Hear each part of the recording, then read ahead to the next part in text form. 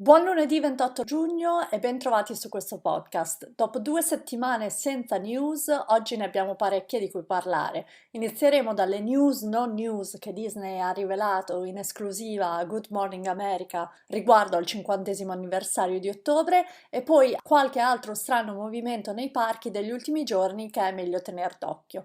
Partiamo subito, io sono Valentina e questo è Aperitivo a Main Street USA.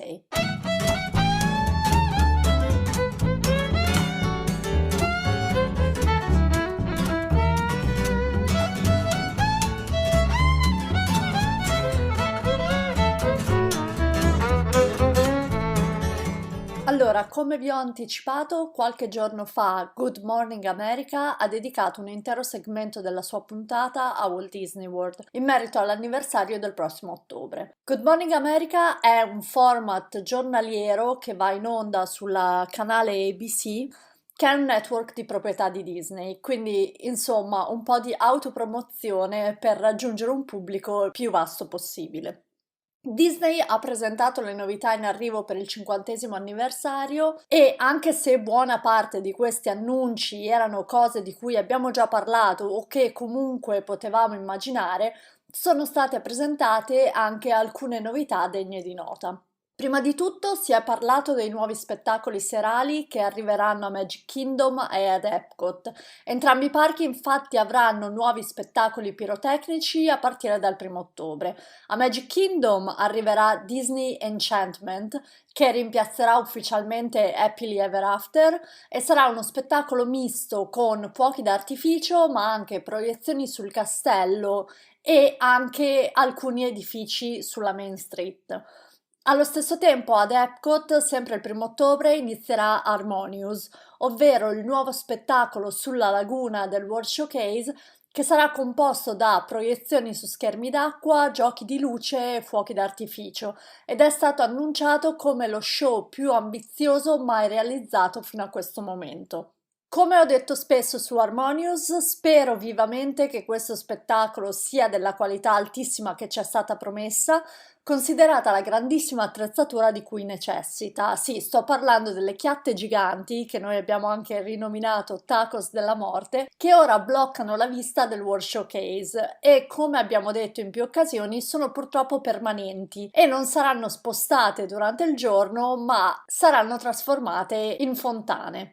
Molto curiosa di questi spettacoli serali, ma vi ricordo che ancora prima dell'anniversario di ottobre, addirittura si pensa dalla prossima settimana, gli ospiti dei parchi avranno la possibilità di vedere per l'ultima volta i vecchi fuochi d'artificio. Happily Ever After infatti tornerà a Magic Kingdom già da luglio e negli ultimi giorni, o meglio nelle ultime notti, si sono potuti vedere dei test completi di questo spettacolo a parco chiuso, ma chiaramente tutto visibile dai resort attorno. Insomma, l'intrattenimento serale, come abbiamo già detto, è ufficialmente di ritorno nei parchi Disney. Parlando di nuovi spettacoli, anche Animal Kingdom ospiterà qualcosa di nuovo. In questo caso si tratta di uno spettacolo diurno. Come sappiamo, Animal Kingdom chiude sempre relativamente presto alla sera, data la presenza degli animali nel parco, è anche sconsigliato l'uso dei fuochi d'artificio, quindi l'intrattenimento anche in futuro sarà per lo più concentrato durante il giorno. Lo spettacolo ad Animal Kingdom si chiamerà Disney Kite Tales e vedrà performers animare alcune storie Disney, probabilmente quelle con più attenenza al parco o alla natura in generale, anche tramite l'uso di aquiloni che verranno addirittura trascinati da moto d'acqua per i fiumi di Animal Kingdom. Le moto d'acqua usate in questo modo in realtà non sono nulla di nuovo per il Walt Disney World Resort, dato che erano già presenti negli spettacoli serali di Epcot ed ora, pensionati praticamente quegli spettacoli ad Epcot, saranno riusate ad Animal Kingdom. Altra novità per quanto riguarda l'intrattenimento diurno è stata annunciata anche una nuova parata per Magic Kingdom. Si chiamerà Mickey's Celebration e vedrà molti personaggi Disney affiancare Mickey e Minnie con i loro nuovi vestiti iridescenti pensati per il 50°. Anche questa nuova parata di Magic Kingdom inizierà proprio il 1° ottobre. Tornando un attimo agli spettacoli serali, nota invece un po' più triste che in realtà non ha fatto parte degli annunci a Good Morning America, ma è un'informazione meno ufficiale che abbiamo ricevuto questa settimana, è il fatto che Fantasmic, che è uno degli show serali degli Hollywood Studios, probabilmente non riaprirà almeno fino al 2022. L'arena di Fantasmic è in ristrutturazione fin da prima dell'emergenza Covid, ma pare che per il momento questi lavori di ristrutturazione non siano una delle priorità. Ricordo però che gli Hollywood Studios hanno altro intrattenimento serale, il cui ritorno non è stato ancora confermato, dunque probabilmente avremo news a proposito con l'avvicinarsi dell'anniversario di ottobre.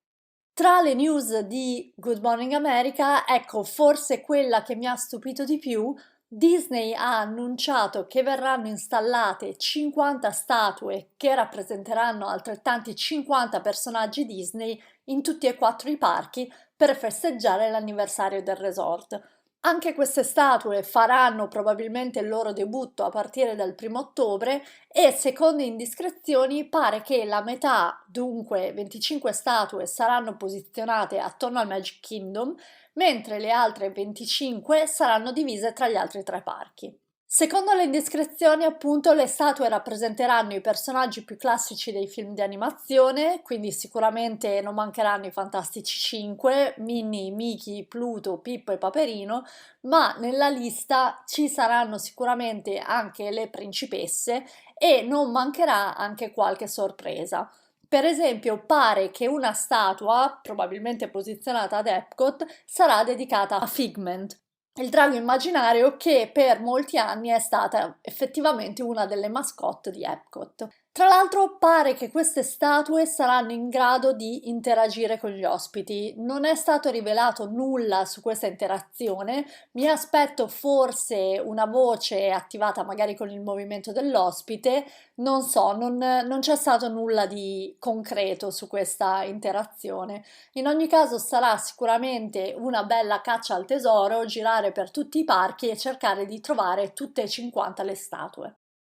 Cambiando completamente tema, il 25 giugno, quindi solo qualche giorno fa, è stato il primo anniversario di una news da parte di Disney che ha davvero fatto discutere. Sto parlando della ritematizzazione di Splash Mountain. Ebbene sì, è già passato un anno da quel tweet dall'account di Disney Parks che annunciava questo cambiamento di dimensioni epiche, che coinvolgerebbe un'attrazione sia a Disneyland che a Magic Kingdom. Come saprete già, se mi ascoltate da un po', la ritematizzazione è stata attribuita a motivi culturali, ovvero perché il film da cui è tratta l'ambientazione per Splash Mountain contiene elementi non più culturalmente accettabili, diciamo, e per questo motivo Disney ha deciso di introdurre la principessa al ranocchio come nuovo tema per l'attrazione.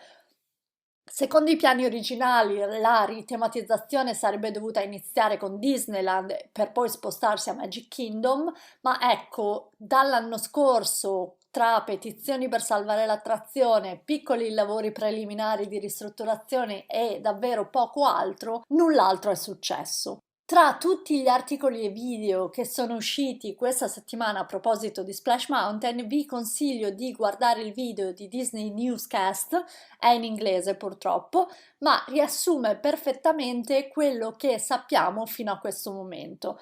Prima di tutto il video fa notare che per quanto riguarda Disneyland, la prima finestra utile per iniziare la ritematizzazione potrebbe essere l'inverno 2021, perché l'attrazione comunque ogni inverno viene chiusa normalmente per pulizia generale e così via, e questa volta potrebbe segnare l'inizio invece di lavori di ristrutturazione, che secondo fonti più o meno ufficiali dovrebbero poi durare per tutta la ritematizzazione attorno ai 18 mesi. Con il 50° alle porte, tutt'altra storia per Magic Kingdom. L'attrazione probabilmente non chiuderà durante il picco del parco, ricordiamoci infatti che è una delle attrazioni di punta, e dunque la ristrutturazione potrebbe iniziare addirittura tra 2 o 3 anni, dato che come sappiamo il 50° durerà fino alla primavera del 2023.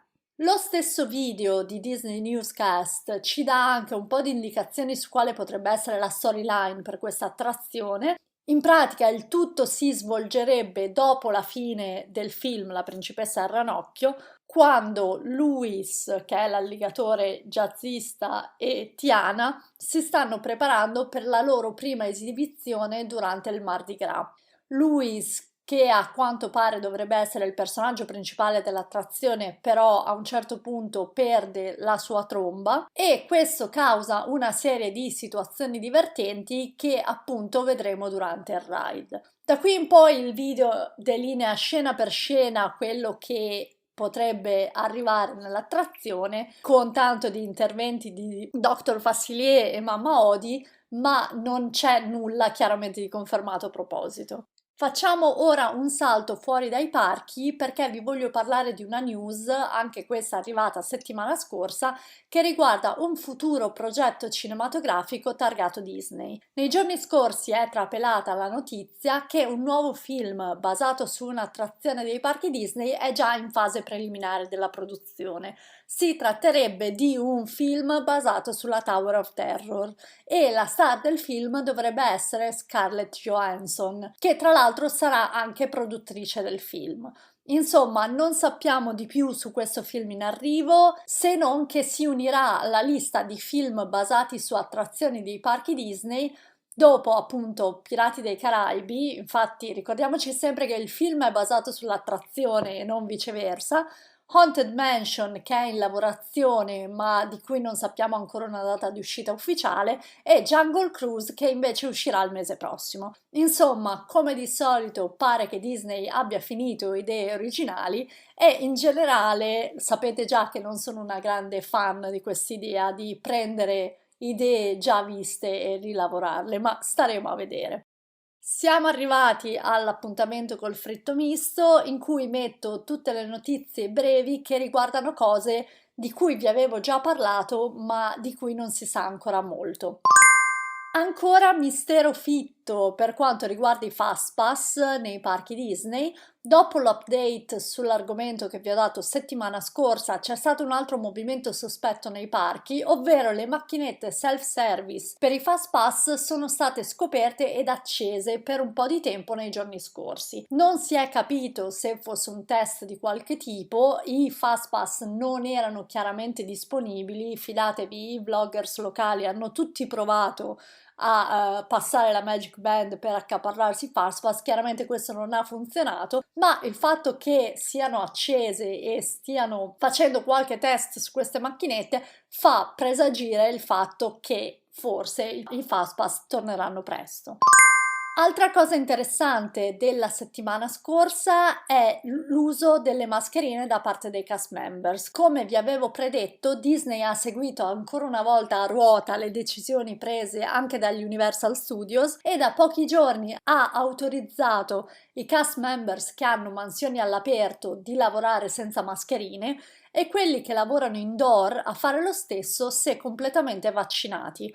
Questo in realtà non è l'unico cambiamento che riguarda i cast members e penso che questa sia un'informazione molto importante da tenere a mente per la nostra prossima vacanza. Avete presente quei cast members barra fotografi che sono in giro per il parco o ai meet and greet con i personaggi quando ci sono e fanno foto bellissime per chi possiede il Photopass? Ecco, come in tempi pre-pandemici, questi cast members hanno ora il permesso di fare foto usando anche i telefoni e le macchine fotografiche degli ospiti.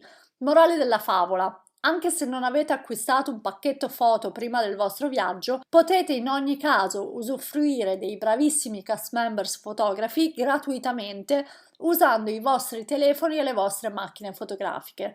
Tra l'altro questi cast members sono sempre posizionati nei punti più interessanti dei parchi, quindi anche se ci fosse un minimo di fila per farvi scattare una foto, secondo me ne varrebbe tantissimo la pena.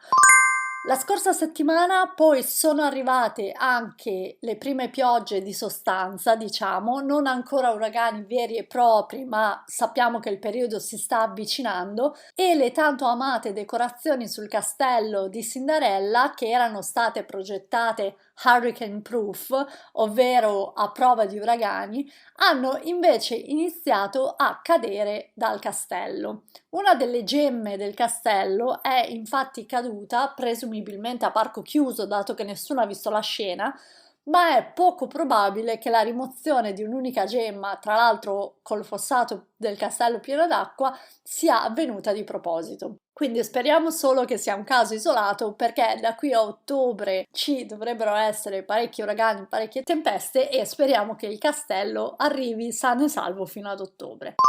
Qualche giorno fa sono state poi rivelate le nuove camere del Contemporary Resort, che è uno degli hotel della categoria deluxe di Walt Disney World.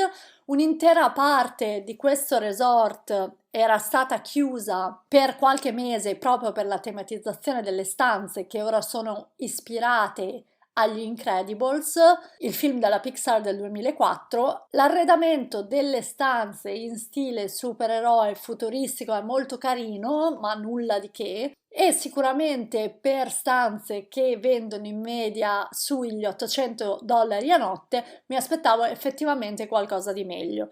Ho postato le foto delle camere su Instagram e in generale si trovano anche su internet, quindi se volete dare un'occhiata a questa ritematizzazione, se siete interessati, sapete dove trovare le foto.